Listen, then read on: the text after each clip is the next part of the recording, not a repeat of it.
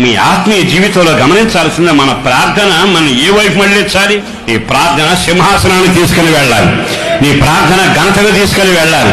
నీ ప్రార్థన నీ జీవితంలో ఎలాంటి మలుపు తిప్పాలో తెలుసా? ఇంటెడు బంగారం ఇచ్చినా నాకు అక్కరలేదు. సాతాను ఎన్నో దానాలు చేస్తాడు, అవి చూపిస్తాడు, ఇవి చూపిస్తాడు, అవి చూపిస్తాడు. కానీ నాకు అవి అక్కరలా.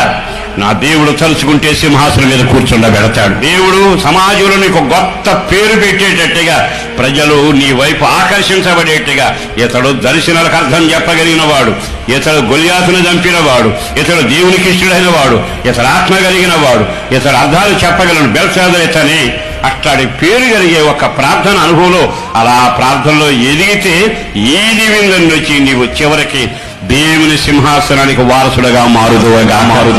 ప్రభు రాకడ దగ్గర పడుతుంది, కేకలు వినబడుతున్నాయి, మార్పులు కనబడుతున్నాయి, విచిత్రాలు భయంకరంగా ఊరేగుతున్నాయి. ఈ దినాలలో దానియేలు